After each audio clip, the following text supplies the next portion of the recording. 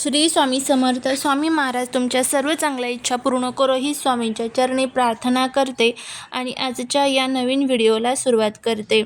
आपल्या हिंदू धर्मामध्ये अक्षय तृतीया हा सण सर्वात महत्त्वाचा आणि सर्वात शुभ मानला जातो. यंदा 2026मध्ये 19 एप्रिल 2026 रोजी साजरी केली जाणारी अक्षय तृतीया हा आपल्या हिंदू धर्मातील अत्यंत शुभ मानल्या जाणाऱ्या 3.5 मुहूर्तापैकी एक पूर्ण मुहूर्त आहे. या दिवशी केलेले दान, जप आणि पुण्यकर्म अक्षय, ज्याचा कधीही क्षय होत नाही असे राहते अशी मान्यता आहे. अक्षय तृतीयेच्या दिवशी पितृपूजन आणि पितृदोषावरती काही उपाय केले जातात. हे उपाय जर आपण श्रद्धेने केले तर आपल्या घरातील सर्व पितृदोष नष्ट होतो, घरामध्ये सुख, शांती, समृद्धी नांदते. तर आता हा एक उपाय आपल्याला अक्षय तृतीयेच्या दिवशी करायचा आहे. हा उपाय कसा करायचा याबद्दलची संपूर्ण माहिती आजच्या व्हिडिओमध्ये मी तुमच्यासोबत शेअर करणार आहे. त्यामुळे व्हिडिओ हा स्किप न करता शेवटपर्यंत नक्की पहा. जर तुम्ही या चॅनलवरती नवे असाल तर चॅनलला सबस्क्राईब करा आणि अशीच माहितीपूर्ण नवनवीन व्हिडिओ पाहण्यासाठी बेल आयकॉनलाही प्रेस करा, म्हणजे जेव्हा कधी मी नवीन व्हिडिओ अपलोड करेल त्याचं नोटिफिकेशन सर्वात अगोदर तुम्हाला भेटेल आणि तुम्ही एक पण व्हिडिओ मिस करणार नाही. त्याचबरोबर कमेंटमध्ये ओम पितृदेवाय नमः लिहायला अजिबात विसरू नका, जेणेकरून आपल्या पितरांची आपल्या कुटुंबावर, मुलांवर अगदी भरभरून अशी कृपा होईल. अक्षय तृतीया हा दिवस कृतयुग आणि त्रेतायुगाचा प्रारंभ दिन मानला जातो. या दिवशी भगवान विष्णूंचा 6वा अवतार भगवान परशुराम यांची जयंती देखील साजरी केली जाते. या दिवशी कोणत्याही शुभ कार्यासाठी पंचांग पाहण्याची गरज नसते, कारण हा दिवस स्वतःच सिद्ध मुहूर्त असतो. या दिवशी जलदान, अन्नदान, वस्त्रदान करण्याचे विशेष महत्त्व आहे. अक्षय तृतीयेला पितरांचे ऋण फेडण्याचा दिवस मानला जातो. या दिवशी पितरांचे पूजन केल्याने त्यांचे आत्मे तृप्त होतात आणि कुटुंबाला सुख, समृद्धी, आशीर्वाद मिळतो. पितृपूजनाची पद्धत आपल्या धर्मग्रंथांमध्ये या दिवशी सांगितली जाते. सकाळी लवकर उठून स्नान करावे, पितरांच्या नावाने तर्पण म्हणजेच पाणी अर्पण करावे. एका तांब्याच्या किंवा मातीच्या कलशात पाणी भरून त्यात वाळा, चंदन, अक्षता टाकून तो कलश ब्राह्मणाला किंवा गरजूला दान करावा. नैवेद्यामध्ये प्रामुख्याने पुरणपोळी, आंबा, थंड पदार्थ यांचा समावेश करावा. ज्यांच्या पत्रिकेत पितृदोष आहे किंवा ज्यांच्या घरात वारंवार अडचणी येतात त्यांनी अक्षय तृतीयेला काही प्रभावी असे उपाय करावे. या दिवशी उन्हाळ्याचे दिवस असल्याने तहानलेल्याला पाणी पाजणे किंवा पाण्याची माठ दान करणे हा पितृदोषावरील सर्वात मोठा उपाय मानला जातो. शक्य असल्यास तीर्थक्षेत्री जाऊन पितरांच्या नावाने श्राद्ध करावे. शक्य नसल्यास घरीच सात्विक भोजन बनवून कावळ्याला द्यावे. पितरांच्या शांतीसाठी ओम पितृदेवताभ्यो नमः या मंत्राचा 108 वेळेस जप करावा. गाईला गवत घालणे किंवा पक्ष्यांना दाणे पाणी ठेवल्याने पितृदोष कमी होण्यास मदत होते. अक्षय तृतीयेला पितरांच्या नावाने पाण्याचा कलश दान केला जातो. यालाच धर्मघट म्हणतात. एक नवीन मातीचा माठ किंवा गाडगे घ्या, तो स्वच्छ धुवून त्यात गंगेचे पाणी किंवा शुद्ध पाणी जास्त पिण्याचं ते भरा. पाण्यात वाळा, चंदन, अक्षता आणि शक्य असल्यास सोन्याचा एखादा तुकडा किंवा नाणे टाकावे. नसेल शक्य तर फक्त पाणी जरी भरलं तरी चालते. त्यानंतर एका पाटावरती तुम्हाला एक लाल कलरचा कपडा टाकायचा आहे, त्यावरती गहू ठेवायचे आहे थोडेसे. त्यानंतर त्या माठाच्या तोंडावर आंब्याची पाने आणि त्यावर नारळ किंवा एखादं जे मोसमी फळ असतं ज्यामध्ये खरबूज किंवा आंबा असतो तर ते तुम्हाला ठेवायचं आहे. त्यानंतर माठाला गंध, अक्षता लावून त्याचे पूजन करावे. हा कलश मी माझ्या पितरांच्या तृप्तीसाठी दान करत आहे असा संकल्प करावा.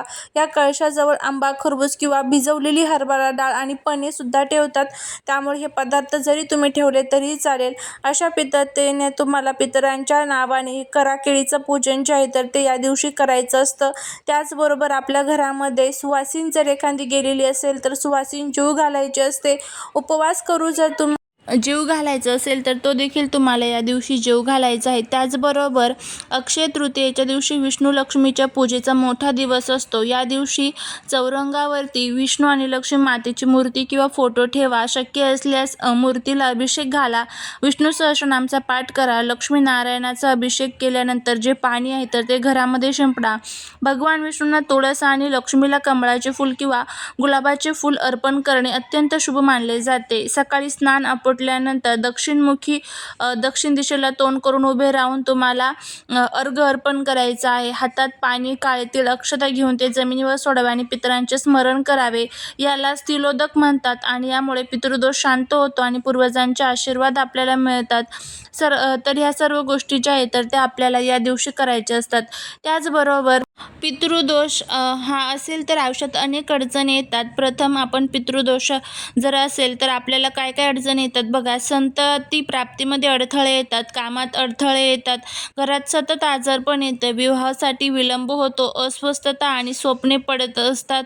तर यामध्ये आपल्याला आपले पूर्वज दिसतात, सतत कटकटी होतात, मनाला शांती लाभत नाही, घरात विवाहाचे योग न येणे किंवा ठरलेलं लग्न मोडणे, कुटुंबांमध्ये सतत वातावरण जे आहे तर ते अनेक प्रकारची अशांती असते आणि त्याचबरोबर सतत औषधोपचार करून पूर्ण बरे न वाटणे, त्याचबरोबर कोणते काम शेवटच्या टप्प्यावर येऊन बिघडणे किंवा प्रगती खुंटणे, या सर्व अडचणींचा आपल्याला सामना करावा लागतो. त्यामुळेच आपल्याला या दिवशी काही प्रभावी असे उपाय जे आहेत तर ते करायचे असतात. अक्षय तृतीयेच्या दिवशी कावळ्याला जर आपण ही एक वस्तू खाऊ घातली तर पितृ तृप्त होतात, आपल्यावरती प्रसन्न होतात, 3 पिढ्यांचा पितृदोष हा आपला नष्ट होतो. त्यामुळे कावळ्याला आपल्याला काय खाऊ घालायचं आहे तर ते आपण बघूया. त्यामध्ये सर्वात प्रथम काय करायचं आहे, तुम्हाला सकाळी लवकर उठून तुम्हाला अगोदर पितरांचं स्मरण करायचं आहे आणि त्यानंतर हा जो नैवेद्य आहे तर तो बनवायचा आहे. आता नैवेद्यामध्ये तुम्हाला काय बनवायचं आहे तर अक्षय तृतीयेला खास नैवेद्य म्हणून पुरणपोळी केली जाते. या पुरणावर साजूक तूप लावून तिचा एक भाग काक बलीघराच्या छतावर कावळ्यासाठी ठेवायचा आहे. यामुळे 3 पिढ्यातील पित्र तृप्त होतात असे मानले जाते. म्हणजे काय करायचं, पुरणपोळी घ्यायची, त्यावरती थोडंसं तूप ठेवायचं, एका प्लेटमध्ये तुम्हाला हा नैवेद्य ठेवायचा आहे आणि घराच्या छतावरती, टेरेसवरती, बाल्कनीमध्ये वगैरे तुम्हाला हा नैवेद्य ठेवायचा आहे. यामुळे आपला पितृदोष जो आहे तर तो नष्ट होतो. त्याचबरोबर आता जर तुम्ही पुरणपोळी करत नसाल तर त्याऐवजी मग तुम्ही काय करा, जर पितृदोष खूप तीव्र असेल तर पांढऱ्या भातात थोडेसे दही आणि काळे तीळ मिसळून त्याचे छोटे पिंड करून कावळ्याला द्यावेत. म्हणजे काय करायचं, थोडासा भात घ्यायचा, तो शिजवलेला भात घ्यायचा, त्यामध्ये मीठ टाकायचं नाही आणि भात शिजवायचा. त्यानंतर त्यामध्ये थोडंसं दही मिक्स करायचं, थोडेसे काळे तीळ मिक्स करायचे आणि त्याचे छोटे छोटे पिंड करून तुम्हाला ते टेरेसवरती, पत्र्यावरती किंवा बाल्कनीमध्ये वगैरे ठेवायचं आहे. आणि त्यानंतर तुम्हाला तिथे नमस्कार करून तुमच्या पूर्वजांचं स्मरण करायचं आहे. हाही एक छोटासा उपाय तुम्ही या दिवशी करू शकता. यापैकी तुम्हाला जो नैवेद्य जमेल तो नैवेद्य तुम्ही ठेवा.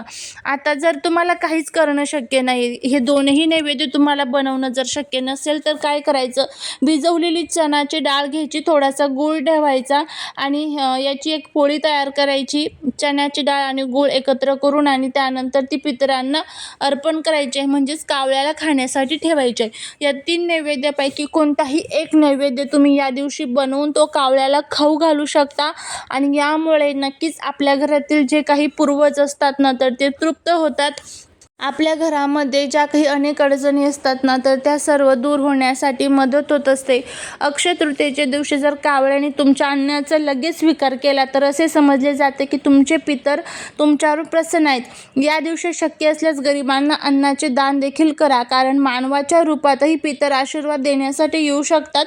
त्यामुळे ह्या सर्व गोष्टी ज्या आहेत तर त्या आपल्याला करायच्या आहेत. त्याचबरोबर पितृस्तुतीचं पठण हे आवर्जून करा. झालेली सेवा ही महाराजांच्या चरणी रुजू करते. व्हिडिओ जर आवडला तर लाईक, शेअर, सबस्क्राईब करा. भेटूया पुढच्या एका छानशा नवीन व्हिडिओत एका नवीन माहितीसोबत.